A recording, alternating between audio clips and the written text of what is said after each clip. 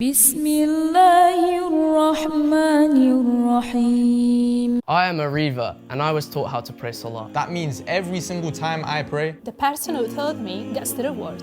5 times a day, from Fajr to Isha. If you want to support someone like me in learning Salah, Then sponsor 10 people for just £100. remember the Prophet, peace be upon him, said, Charity does not decrease wealth. Click the button and donate now. Assalamu alaikum brothers and sisters. If you're watching this video and it's Salah time, please pause it and go pray and come back when you're done. Please check out the description section of this video to support the channel. Jordan Peterson is back tap dancing like a clown for the Daily Wire, making deliberately ill-informed statements as part of his anti-Muslim rants in order to spread propaganda on behalf of Israel, while at the same time absolving them of any and all wrongdoing. JP, a benzo addict himself, cited currently incarcerated British far-right bigot Tommy Robinson as a beacon of morality in order to paint all Muslim men as groomers. Tommy, of course, is a Coca-Cola addict of the white and powdery variety. Jordan also weighed in with anti-Islam opinions from Boo's hound Nigel Farage, who whenever I see him on camera is chugging down beers and feeding his nicotine addiction. And of course the icon of all the far-right rats, super tech geek and ketamine head Elon Musk, the living stereotype of a South African oppressor. All of these guys are very successful grifters despite being hooked on a variety of intoxicants, because the people who follow them blindly are gullible idiots who harbour very prejudicial beliefs towards other races and religions, in particular Islam. Let's look at the first clip where Jordan Peterson attempts to explain why all Muslim nations consist of savages that are inferior to the West.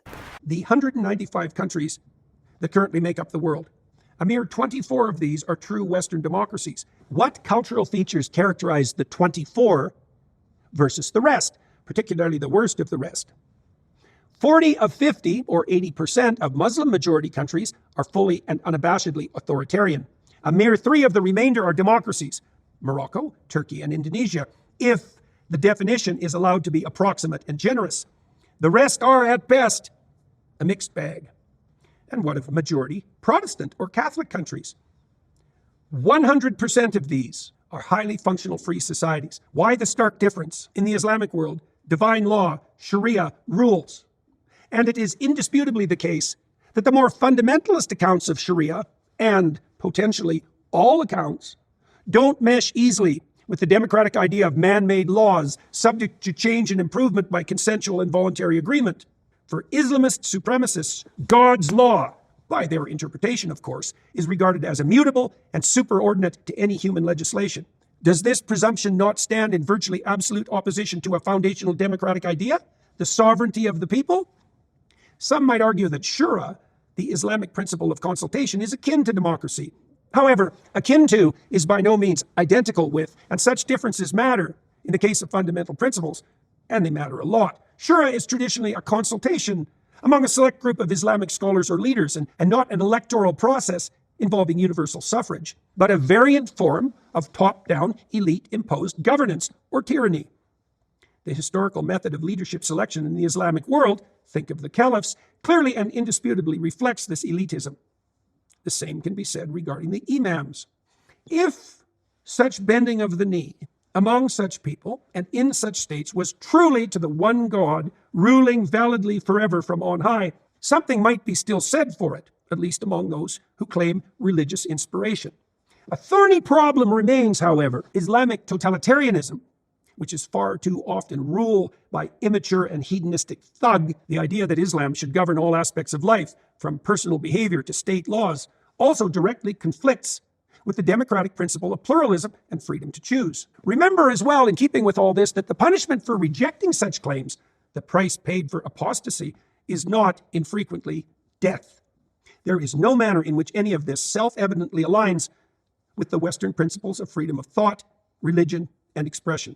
Okay, so firstly, these 24 Christian democracies Jordan describes as perfect in terms of society, morality and freedom aren't even fully Christian nations. The churches in the West are empty and the majority of people identify as either atheists or agnostics. Jordan also skipped over the fact that so-called Christian countries like Mexico and Venezuela have massive problems with organised crime, high levels of corruption and human rights abuses. But remember, Jordan is only talking about the majority of white Western so-called Christian countries, not the South American brown people, of course. The reality is, a country country's success cannot be judged solely on religion. Important factors that determine a nation's culture and global ranking are a mixture of their economy, tourism, their political alliances, war, and most significantly, a country's history of either colonising others or being colonised themselves. The truth is, every country has things in their politics and culture that we could ridicule and pick apart. There are Muslim superpower nations in the Gulf like the UAE and Kuwait that are on par with the UK and America, and there are poverty-stricken Muslim countries like Yemen and Sudan, just like there are poverty-stricken European Christian countries like Ukraine and Moldova. Jordan the bigot Peterson is however doing a PR campaign on behalf of his employer and the Israeli apologist media outlet The Daily Wire, hence why he is singling out Muslim countries. Jordan said, "In the Islamic world, Sharia rules." The fact is, out of the 50 Muslim countries Jordan is crying about, there are only 5 to 7 countries where Sharia law is applied comprehensively as a legal system. But if you're looking for any slight traces of Sharia mixed in with secular law, you could bump that number up to around 30 countries, but those nations are not strict with Islamic law whatsoever. Peterson demonized Sharia law by saying it can't be changed, like the West's man-made laws, which is false. Islam is a comprehensive religion, and Sharia law is an interpretation of that religion incorporated into a legal system, and this interpretation varies country by country and does change depending on who is in power. Peterson also labelled those that adhere to Sharia as Islamist supremacists and describing the majority of Muslim countries as authoritarian, which implies strict force and uncompromising rules. This is a false accusation. Many judges in Sharia courts will selectively choose legislation from different schools of thought to give the most fair and, in some cases when it comes to women, lenient judgment possible. Jordan, you're a Zionist supremacist, which is more dangerous as it consists of killing, colonization and enslaving your victims, which is a much more serious societal problem than a religious legal system. And let's not get into how the West makes their citizens pay taxes upon taxes for almost everything and throws them in prison indefinitely if they don't comply, or how they put people in jail for wrongthink for a social media post, or how they forced us into curfews or to put on masks and to take injections in 2020. Sounds pretty authoritarian if you ask me. Peterson seems hell-bent on making Muslim countries incorporate the societal model of Western democracy, and I was actually surprised that Jordan Peterson even knew what Shura was. He must have stumbled across it when he misspelled Sharia during one of his manic Google searches to find gotcha information to hate on Islam. Shura is an Islamic political decision-making process through consultation and mutual deliberation, where political leaders or authorities seek the input and advice of others before making important decisions. And Jordan's right, it is different from Western democracy, where all decisions are made by Israel and their Zionist lobbies. The fact is that democracy, though good, is still not a foolproof system of governance. It's a Roman Greek system of rights that was later developed at the hands of the philosophers and lawmakers in Europe, who also had their own political agendas and ambitions. Again, I do see the positives in Western democracy, but personally I feel Shura is more foolproof as it covers not only politics and law but also human rights and family life. But what gets me is, on one side Peterson harps on about superiority of Western democracy, and on the other hand he has made a career out of crying about liberalism, feminism, multiculturalism and immigration, all the results of his beloved Western democracy. Seems like Peterson is picking and choosing parts of Western democracy to flex his superiority over parts of Sharia law and to fool his audience into further supporting his well-compensated anti-Islam agenda. Jordan Peterson does not come across as intelligent here at all. He describes Shura as tyrannical, elitist and not an electoral process. Here's hypocrite Peterson crying about a supposed fair Western electoral process, where he describes how Trump lost the 2020 election due to electoral fraud. I guess Western democracy strikes again, huh Jordan? And what makes the electoral process so fair in the West? Where is this so-called choice Jordan speaks of, where pro-Israeli lobbies sell Westerners a dream to choose between two main parties that they fund and that will do their bidding regardless of who wins? The truth is, any political system in any nation, Muslim or non-Muslim, is elitist and will have elements of corruption. This is down to humans, and more so politicians, not religion. An example is how the Saudi Arabian government are allies with America and Israel, yet the Saudi public strongly support Palestine, similar to when Joe Biden was in charge of America and the majority of US citizens were not happy with his political decisions. So get off your white supremacist Muslim bashing high horse, JP. Jordan also described Muslim countries as practicing Islamic totalitarianism and being run by thugs, basically painting them as backward sand people that are not as civilized as Westerners. JP is a walking, talking contradiction. Here he is describing his beloved superior Western so-called Christian democracy of Canada also as a totalitarian hellhole before he jumped ship to the US to sit at the tiny feet of Ben Shapiro. And speaking of governments run by thugs, you literally live in a country that is a convicted felon as its president, who lost civil cases for supposedly sexually abusing women. And don't get me started on your pal, the Israeli Prime Minister Netanyahu, who actually has an active international warrant out for his arrest for committing atrocious war crimes. Nothing screams out thug like being wanted for genocide. Jordan Peterson also mentioned the punishment for apostasy in strict Sharia law countries. This is an age-old, underhanded tactic Islamophobes use. Firstly, studies actually reveal that the Bible is a much much more violent book than the Qur'an, and furthermore, the very same punishment for apostasy exists in Christianity as in Islam. In Deuteronomy 13 in the Christian Bible, it states the punishment for apostasy is death. How very convenient of you to leave that out, Jordan. The only difference is the Qur'an does not actually prescribe death as a punishment for apostates like the Bible does. Sharia actually incorporates this from the Hadiths, which are a major source of Islamic law and guidance written hundreds of years after the Qur'an. I just want to make it clear that average citizens in a Sharia-run country can't carry out any punishments for apostasy. It's a legal process that involves an investigation, a courtroom, judges, juries, lawyers, etc., and only the authorities in those nations have the power to exercise the law, not the people. And I also want to be clear, there are many opportunities for repentance for apostates, so they don't face any legal repercussions in these specific Sharia-run countries that follow this type of legislation. And if someone becomes an ex-Muslim without making it public, they can just get on with their lives, even in a Sharia-compliant country. In all honesty, Jordan probably left Canada because, like many Western nations, they are super liberal in their politics. This is evident through their gender confusion and a variety of promiscuity. Add that to the West's recent rise in racial discrimination, the extremely high crime rates, the excessive abuse of alcohol and intoxicants, and the worrying decline in mental health of the general population. And it sounds to me like your superior civilized Western culture is in need of repair, Jordan. Let's roll the next clip.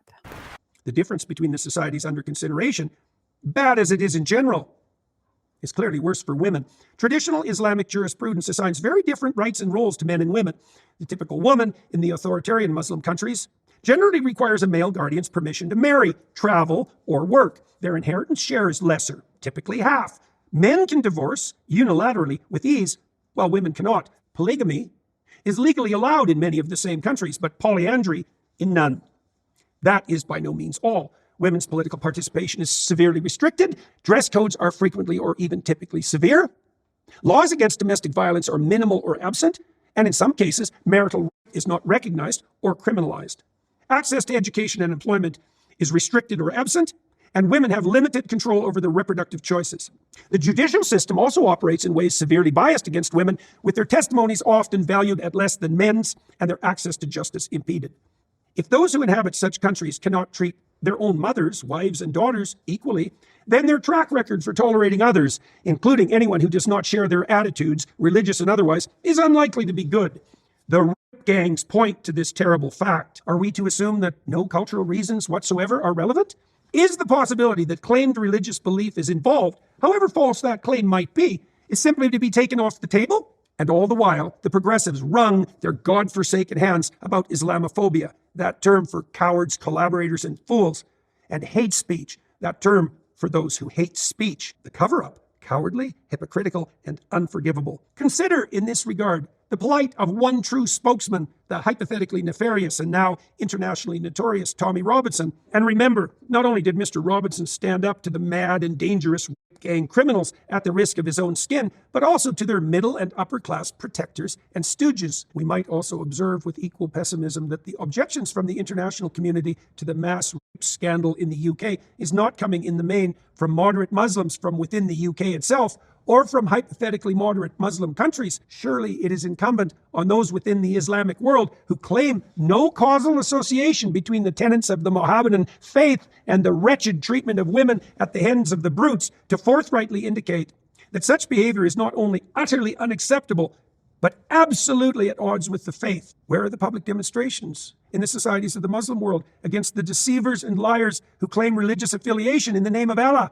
As you saw, all of a sudden, Jordan Peterson is an advocate for women's rights, despite making a career out of undermining and humiliating Western feminists in viral videos at the height of his Valium addiction. But Peterson is no stranger to selling out his values in exchange for financial gain, as evidenced by his switch to the Daily Wire. And this attempt to champion women's rights in order to demonize Islam is yet another example of this deceptive pattern. Jordan stated Islamic societies, when compared to Western societies, are clearly worse for women. This is a ludicrously false statement. In fact, compared to Saudi Arabia, the USA's rate of rapes of women is hundreds of times higher. The West also promote OF models and women doing pornography. It doesn't get much more demeaning than that. In contrast, Muslim countries promote female modesty. Peterson also claimed Islamic jurisprudence assigns different roles to men and women. As Muslims, we don't see anything wrong with this. In Islam, we believe in equality under God despite our different roles in this worldly life. In fact, the Quran taught us about equality between men and women 1400 years ago, way before the West even knew about the concept of gender equality. The Holy Quran states, "Whoever does good works, whether male or female, and is a believer are equal in the eyes of God, and shall enter heaven." Peterson also claimed that in strict Muslim countries, women generally require a male guardian's permission to marry, travel, and work. This is rich coming from a man that has no authority over his daughter, who despite being a mother appears half naked on social media, posting thirst traps for men to drool over with Jordan's grandchild in the same picture. Maybe you should man up and address your failures as a father instead of judging Muslim men who want to protect their women from such degeneracy. And that goes for all the men in the West. Do you think this disturbing trend of Western women sleeping with 100 or 1,000 men in a day, a year, or a lifetime should be tolerated, or should it be restricted for women's own good by male guardians? JP also claimed that Muslim women's inheritance share is lesser and that women cannot divorce with ease in Islam. Islamically, a woman has financial rights over her husband, such as spending and accommodation. She does not have to spend a single penny on herself or anyone else for that matter, hence all her inheritance is 100% hers. A man, however, has a religious responsibility to spend on his wife and his family from what he earns or inherits. Hence, this balances out the inheritance men and women are ordained to receive to make it completely fair. A wife also has non-financial rights such as fair and kind treatment, as well as not being treated in a harmful way by her husband. Also, Muslim women are permitted to seek a divorce for a number of reasons. If the husband neglects his duties, if he doesn't provide for her financially, if he doesn't protect her, if he doesn't satisfy her physically, if he mistreats her, or if he violates the marriage contract through adultery or any other means. The legal process of a Muslim woman divorcing a man in a Sharia country is known as khula. So Jordan is talking BS. Islam is in fact the only religion that gives women the right to an education, property rights, the rights of inheritance, and freedom of marriage and divorce. Similar rights were not available to women in Europe and America for many centuries after the advent of Islam. And as far as Peterson commenting on what he called polygamy in Islam, the correct term is polygyny, not polygamy, as polygamy refers to both males and females having multiple spouses. Polygyny, on the other hand, is in reference to only men being able to have multiple wives, as this is what is permitted in Islam. Polyandry, as Peterson mentioned, is where a woman can have multiple husbands, which is completely forbidden in Islam. As a side note, in Jordan's Christian Bible, Abraham, Moses, David, Solomon, Jacob, and others, who were all prophets in Islam, all had multiple wives. But JP would prefer to keep that quiet, I guess. Maybe Peterson has a problem with women not being able to have multiple husbands in Islam because non-Muslim women in the West generally have multiple boyfriends before they choose to settle down, resulting in an epidemic of unwanted pregnancies and the spread of STIs. These factors, along with the toll on a woman's body of constant physical intimacy and multiple non-stop pregnancies, as well as men's lines of descent being mixed up and the possible neglect of children, is why polyandry or multiple husbands is forbidden in Islam. Also in Islam, and by default in Muslim countries, neither men or women are permitted to have romantic relationships outside marriage, whereas non-Muslim men and women can have an unlimited amount of girlfriends and boyfriends all at the same time. Now let's address polygyny in Islam and what qualifies a man to have multiple wives, the limit being a maximum of 4. Firstly, let's give context to the ruling of polygyny. In a period of tragedy in Islamic history after the Battle of Uhud, when dozens of men from a still formative Muslim community in Medina were killed in one day, numerous women and children were left without support. Hence, polygyny was permitted to help widows, single mothers, and orphans. Secondly, only a righteous practicing Muslim man, not someone still finding his feet in the religion, can take on the responsibility of more than one wife, as this is not a playboy lifestyle. Thirdly, a man must be able to fulfill the rights of all of his wives, spending equal amounts of time, money, and intimacy with all. If a man doubts he is able to fulfill the rights of multiple wives, then by Allah subhanahu wa ta'ala, he is not permitted to have multiple wives. And if a woman is unable to honour her husband under the circumstances of polygyny, she can seek divorce. These days, Muslim women even go as far as stipulating in their marriage contracts that they do not want to partake in polygyny. So these rare marital circumstances are not as closed off as Peterson is trying to deceptively portray. The reality is less than 1% of Muslim men worldwide practice polygyny, as it carries too heavy a religious responsibility when it comes to safeguarding women. Peterson claimed that in Muslim nations, women's participation in politics is restricted and dress codes are severe. Actually, Pakistan, a Muslim country where my grandparents are from, had a female prime minister in 1988, 5 years before Jordan's home country of Canada had one. Also, Jordan's current country of residence, the USA, the daddy of all Western nations, has never had an elected female leader. So tell me again who's restricting women in politics, Jordan. In fact, Sheikh Hasina of Bangladesh, another Muslim nation, is the world's longest serving female leader in all history. So how about you get your misogyny in check before accusing others, Grandpa? And as far as JP's comments on the supposedly restrictive Islamic dress code for Muslim women in Muslim countries, from the way Jordan Peterson's daughter Michaela dresses online, he doesn't have a leg to stand on, and he should be ashamed of himself for letting her present herself half naked for the world to ogle. All Islamic countries vary when it comes to female dress code. However, Jordan Peterson is referencing Afghanistan but doesn't say so specifically, as it allows him to generalize all Muslim countries. The Quran tells women to dress modestly. Some sisters sisters choose to wear a hijab. I choose to wear what I'm wearing, the niqab, according to the school of thought I follow. And yes, some women also choose to wear the burqa. Furthermore, in Muslim countries like Pakistan, Morocco, UAE, Turkey, Egypt, even Saudi, there's actually too many to name, a lot of women choose to wear no head covering and face no legal consequences for this whatsoever. Peterson also claimed that laws against domestic violence are minimal or absent and marital rape is not criminalised in Muslim countries. Here is a document authored by Sisters Dalia Mogahed and Tasneem Al-Keek, citing official court cases from Islamic nations dating back to the 17th century, where men were punished by law for domestic violence against their Muslim wives. And as far as marital rape is concerned, if intimacy in a marriage is withheld by either a woman from a man or a man from a woman for a prolonged period of time, then the spouse who is being denied, husband or wife, has the right to seek a divorce. Peterson continued that access to education and employment is restricted and women have limited control over their reproductive choices. This is again rich coming from Peterson, who is an advocate for controlling Western women's reproductive choices. Actually, according to Sharia law, under the circumstances of a woman being raped, she is permitted to have an abortion. Also under Sharia law, a woman who has suffered this horrible violation is also permitted to keep the baby without being forced to get rid of it, should she wish to. Under all other circumstances, abortion is not permitted in Islam. I guess we're not so different after all, Jordan. And in regards to work and education, where Jordan again slyly used Afghanistan to generalise all Muslim nations. Islam does not forbid women to work or get an education, as long as a woman does not violate Islamic dress code, break religious rules, or violates the rights of her family. That sounds very wholesome to me. Hence why in the majority of Muslim countries, women are employed and educated. Peterson stooped to yet another predictable dirty trick used by anti-Muslim antagonists, when he said Sharia judicial systems are biased against women as their testimony is less than men's, impeding their access to justice. It seems JP is describing Muslim nations as being the opposite of the West, where men's testimony is less than women's, impeding men's access to justice, as we saw with the misuse of the Me Too movement and the West's horrific family court system. So let's address Jordan's claim about the testimony of women being less than men in Islamic traditional systems. In matters dominated by men or where men are duty bound, for example when it comes to financial issues, female testimony is considered less reliable than men. And in matters dominated by women, such as instances of inheritance, menstruation, childbirth, virginity, nursing, etc., the testimony of a man is less reliable than a woman. The matter is not about their intelligence, but rather their psychological characteristics. In matters where both have the same experience and responsibilities, both testimonies are equal. For example, if a man accuses his wife of adultery with no evidence and she rejects this allegation. In fact, there are hadiths in place that assign severe punishments for men who falsely testify against Muslim women. Also, throughout Islamic history, female narrators are widely accepted by hadith scholars. Narration of historic events is a form of testimony. Hazrat Aisha, may Allah be pleased with her, the wife of the Prophet, narrated 2,210 hadiths, and there are many more hadiths that come from the testimony of women. Islamic scholars don't differentiate between hadith narrations from men or women, as both are required to meet the same conditions for validity. Peterson then makes the disgusting accusation that men in Muslim countries don't treat their mothers, wives, and daughters equally. What a broadly devious and deliberately ignorant claim to make. This man speaks as if he's never even set foot in a Muslim country. Again, don't speak about people's daughters when your own daughter has disgraced you online by displaying her body for the world to see. A mother has a high status in Islam. The Prophet, peace be upon him, stated heaven is beneath a mother's feet. The Prophet, peace be upon him, had a similar stance on daughters, stating that raising them properly is a path for a man to heaven. And as far as wives go, the Prophet, peace be upon him, stated, the best of us are those who are best to their wives. These are all authentic hadiths, which along with the Qur'an is what Sharia law is based on. And like the vile human being Jordan Peterson is, he uses his carefully and divisively designed preamble degrading Islam and Muslim men in order to correlate it with the UK grooming gangs in true propagandist fashion. If I wanted to, I could do the exact same thing with the Bible or the Torah or the Talmud through ill interpretation of verses referring to women and girls, but I'm not a bad faith actor that's on the Israelis' payroll like Jordan Peterson is. It is horrible what happened to the British girls who were the victims of grooming in the UK. No matter the background of the perpetrators, no female should ever be the victim of such disgusting and depraved criminality. But it could not be more evident that Jordan Peterson is a bigoted idiot that when he predictably dismissed Islamophobia as being a real issue in the West, while ironically using Islamophobic rhetoric to indirectly label all Muslim men as being complicit in grooming. The fact Peterson made countless ill-informed statements about the laws in Muslim countries that I just debunked, and then correlated the grooming of women and girls with Islam to dehumanize Muslim men, and like this isolated incident in the UK to the global Muslim community and the teachings of Islam as a whole, is a slanderous lie beyond imagination, as these crimes reflect the opposite of what Islam teaches. In the same Muslim countries that practice Islamic law that Peterson was demonizing in his lead up to his grape gang finale, the punishment for grooming is the death penalty, whereas under Western law the perpetrators dwell in prisons that resemble boarding schools and holiday camps. Clearly Sharia law has the correct solution to this. Also, the so-called cover-up for the grooming scandal that Peterson labelled cowardly and unforgivable was done by none other than his fellow Westerners running what he called a Christian democracy, that he also also labelled superior to Muslim nations. So you just defeated your own argument, JP, because in a Sharia law country there wouldn't have been a cover-up, only instant and severe justice. And the fact Peterson hailed his fellow grifter and Zionist shill Tommy Robinson as a hero just further collapsed his whole act, because Robinson is in jail as a result of being a career criminal and an outright racist and Islamophobe. This is all Israel's tangled web, weaved to paint Muslims around the world as evil so they can justify wiping them out and stealing their land in Palestine. If Jordan or his buddy Elon Musk are so concerned about grooming gangs, what about the biggest grooming gang in British history who were just sentenced a few months ago and that happened to be white non-Muslims? We haven't heard a peep out of these bigots about that. I wonder why. This lying piece of human garbage then went on to say that Muslims in the UK have not condemned the groomers. Here is an article from 12 years ago where 500 Muslim religious leaders from across the UK not only condemned these grooming gangs but gave religious sermons addressing the issue to detail why this is forbidden in Islam. Let's be clear, I myself and numerous other Muslims online have explicitly stated countless times that the men who committed these grooming crimes are not practicing Muslims whatsoever and do not represent our faith. And as far as Peterson begging for public demonstrations against the groomers from the Muslim community, these are historical crimes with most of the perpetrators already being behind bars. Like I said, Muslim ministers across the UK already came out in the hundreds to publicly denounce this over a decade ago. It wouldn't make sense to protest now. Protests should happen for current events like Israel's ethnic cleansing of the Palestinians, but again I see you're quiet about that like the weasel you are. And as far as Peterson's lies that these groomers claimed affiliation with Allah, astaghfirullah, I have never heard anything remotely Islamic from these sick individuals. That's like saying Epstein and Weinstein pledged allegiance to Jewish Yahweh, or that Jimmy Savile and Earl Bradley pledged allegiance to Christian Jesus, which would be a deliberately malicious, inaccurate synopsis. Let's look at the next clip.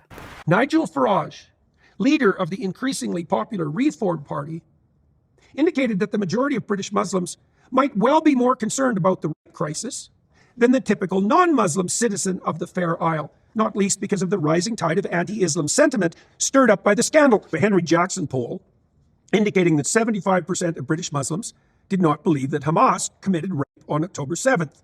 Half agreed, furthermore, that Jews have too much power in the UK.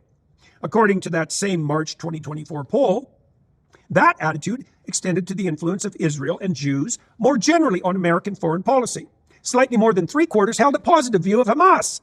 Ominously enough, while 40% believed that MPs on the Israel side of the Israel-Palestine debate should be removed from office. A majority also wanted rooms set aside for public prayer in non-religious places, compulsory use of halal food in all schools and hospitals, and legal restriction against displaying a picture of Mohammed. 77% believed it would be desirable to have Islam declared as the national religion, with an equivalent proportion expressing support for the establishment of Sharia law across the UK. This, of course, begs a crucial question, apart from shedding doubt on the presumption of a moderate majority. Why did the immigrants in question leave the countries where such policies are already in place? The answer to that is straightforward. Many believe the West can only be improved by the imposition of Muslim practices. After all, the UK, like so much of the rest of what was once Christendom, has declared itself structurally racist, unjust, and colonialist. Our security and wealth is deemed by the same accusers a consequence of nothing but theft and oppression. Corrupt, unproductive, poverty-stricken authoritarian societies are the result of foreign tyrannies imposed upon them, or so the story goes, instead of the fault of themselves, the states in question, or the reigning culture or religion. Farage himself noted that approximately a quarter of young Muslim men believe that jihad is acceptable. He concluded with this rather dire prognostication. We have a Muslim population growing by 75% every decade. If we alienate the whole of Islam, we will lose by 2050. Goodness knows what kind of terrible state we will be in. It is difficult to interpret this as anything but a warning, and worse, capitulation. Perhaps it was for such reasons that Elon Musk so publicly withdrew the support that he had very recently been offering to the leader of the Reform Party, although there have been more recently signs of a stiffening of Farage's position. Peterson quoted Farage as saying that the UK has a Muslim population that is growing by 75% every 10 years, and by alienating Islam as a whole, politicians will lose because by 2050, as Farage describes it, who knows what terrible state we'll be in. So firstly, despite Farage's discriminatory language, this is a sensible way to think if he wants to be Prime Minister. And secondly, the Muslim population of Britain is not just going to consist of black and brown people. A large amount of that population will be indigenous white British British Muslim reverts, alhamdulillah. Peterson continued the fear-mongering when he said a quarter of young Muslim men think jihad is acceptable. JP either doesn't know or doesn't care to explain the meaning of jihad. Yes, jihad does mean striving in self-defense for a noble cause with the aim to establish and promote peace in society, but it also means to struggle internally and spiritually against our inner demons in order to attain nearness to God. But as you saw, Peterson, as if reading from a cue card containing all the paranoid neurosis the anti-Muslim crowd ruminate about, as if Tommy Robinson mailed it to him from prison, said this should serve as a warning to the West. JP even nudged Farage to shape up and get in line with the rest of the bigots by saying Elon Musk even distances himself from Farage for his glimmer of open-mindedness towards Islam. Elon Musk is primarily responsible for digging up the decades-old grooming gang scandal to deflect attention away from his very public political blunders and from Israel causing chaos in the Middle East, making this old issue relevant again in order to tar all Muslims with the same brush with the aim of creating more hatred and prejudice towards us, while at the same time ignoring the fact that the biggest demographic of child groomers in the UK are white men like him. And as far as Peterson's claims about the things Hamas supposedly did on October 7th, the reason why there is distrust around those claims is that plenty of lies were told by Israel and their propaganda machine about what happened on that day, most of which have ironically been debunked on Elon Musk's platform X. There was this lie about the 40 babies with their heads missing. Even Jordan Peterson's boss at the Daily Wire shared a fake AI picture of a burnt baby that he was slammed for in the media. Then there was the US press report stating that Israel knew about October 7th before it happened. There were also reports that the IDF killed many of their own Israeli citizens on October 7th. Add that to the fact that Netanyahu is being investigated for document changes about what actually happened on October 7th, and that he himself has said that he will not open an investigation as to why Israel supposedly let their guard down on that day for 2 hours while the attack happened. All of this information is from Western media sources. If Jordan Peterson was really a fair and moral person, he would at the very least speak about both sides and the hundreds and thousands of Palestinians that have had their lives taken by Israel since October 7th. If Peterson was just and virtuous, he would point out how Israel have committed war crimes, or how it was horrifically immoral how the IDF raped Palestinian hostages in captivity, all of which have been documented via video, again all over Elon Musk's platform X. But no,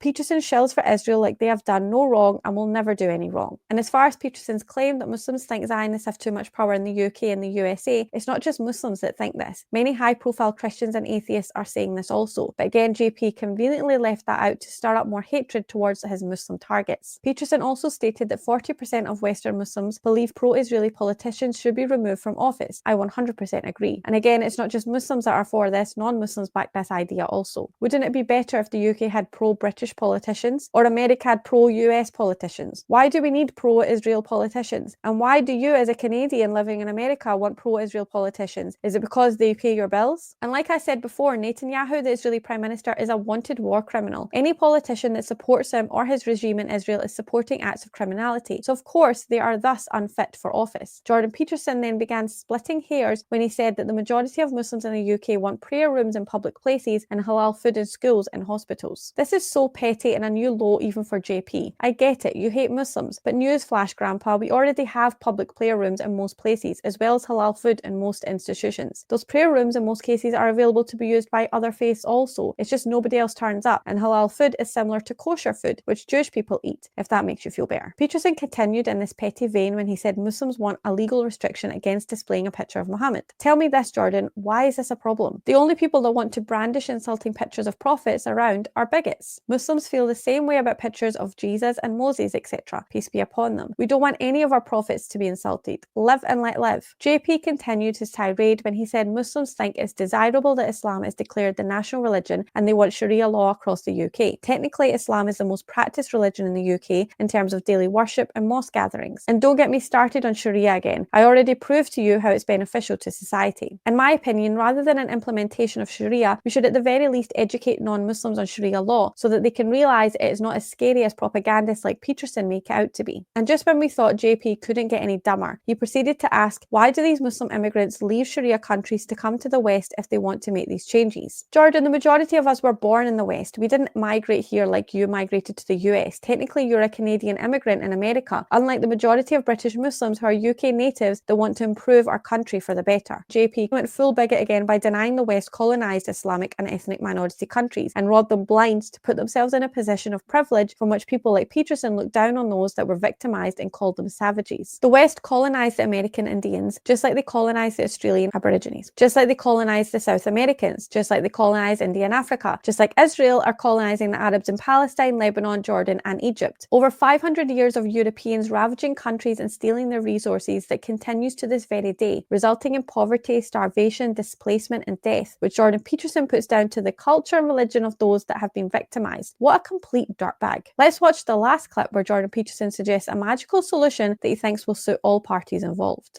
But there are genuine glimmerings of hope, not least within the Islamic world itself. The Muslim countries heading the Abraham Accords, the United Arab Emirates, Bahrain, Sudan, and Morocco may well be heading a true move to a peaceful and cooperative future, not only in the Middle East, but to equally vital control of the worst excesses of the hypothetically fundamentalist Islamist hypocrites. Saudi Arabia would have also been a signatory. That could still happen. The Crown Prince of Saudi Arabia, Mohammed bin Salman Al Saud, has stated his opposition to the Islamist extremists in a very blunt manner. He stated quite recently in Riyadh that he would destroy them today, that he wants to coexist with the world, and that his state would represent the moderate teachings and principles of Islam, with the right being on his side.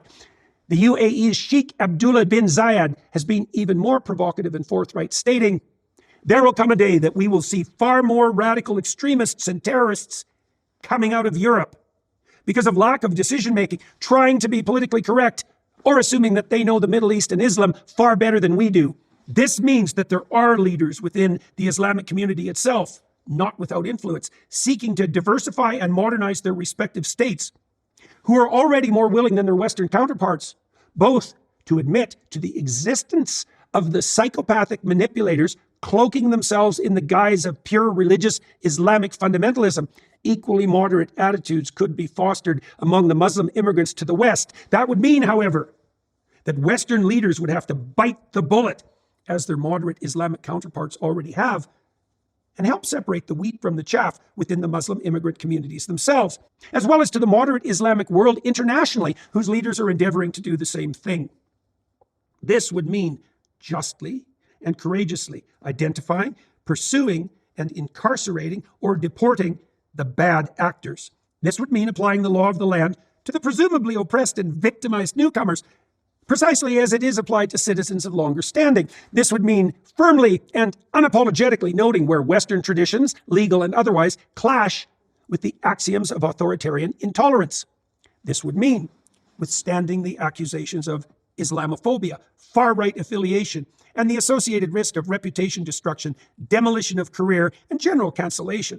And of course, JP would cite the Muslim countries who are willing to bow to Israel as being the example of the Muslim world to follow for peace. Peterson is saying, get on your knees for the colonial Zionist masters, or else we'll brand you Islamists and we will destroy you. Yeah, that sounds pretty peaceful, JP. Can somebody please top up Peterson's pills? He seems to have reached a whole new level of crazy with his bigotry here. Peterson even had the gall to speak for the Crown Prince of Saudi Arabia and the ruler of the UAE, as if only they are against extremism, when the reality is a majority of Muslims around the world who are just regular people are also against extremism. Peterson said that only a moderate version of Islam being practiced will be tolerated. How crazy is that? A former drug addict and cultural Christian that sells his own faith out to his Zionist masters thinks he can dictate to 2 billion Muslims how they should and will practice Islam, or else. Well, fundamental, orthodox, mainstream Islam is the most peaceful, disciplined and correct practice of our religion. Moderate Islam is a secular innovation of our beautiful faith with the aim to destroy it, just like the West, under the influence of the Zionist entity, destroyed the practice of fundamental Christianity. And we as Muslims reject this ridiculous proposed blackmail by Jordan Peterson, despite his threats of deportation and imprisonment. And Peterson went full circle with this prejudice when he concluded his ramblings by once again denying the existence of Islamophobia and its affiliation with the far right. Listen bro, just because you have the Daily Wire treating you like a sock puppet, making you repeat their propaganda, and you're wearing a suit while spewing your hatred and lies about Islam and Muslims, whilst defending the child killers of Israel, doesn't mean anyone with half a brain takes you seriously or believes what you're saying. You are the epitome of Islamophobia, and you're now the embodiment of the far right. And with Israel causing a global ripple effect by bringing this evil discrimination to the surface through their propaganda, the West has gone back 100 years to the Dark Ages, and unfortunately all that progress has gone down the drain. We're all human despite our racial and religious differences, but it's you, your overlords, your peers, and the minions that follow you that harbour the real hateful, separatist, and supremacist motives that spawn from the vile, ungodly, and sinful ideology of Zionism. And until God gives us life in our bodies, air in our lungs, and the voice to speak up, we as Muslims will never cease to oppose such wickedness and corruption in the name of humanity and justice. Thank you for watching. Make sure to join my free Telegram group via the link in the description, where we as Muslims can speak freely and without censorship about issues like this. And remember to like, subscribe, and become a channel member for access to exclusive content. Until next time, inshallah, Jazakallah khair. Allahu Akbar, Allahu Akbar, Allah.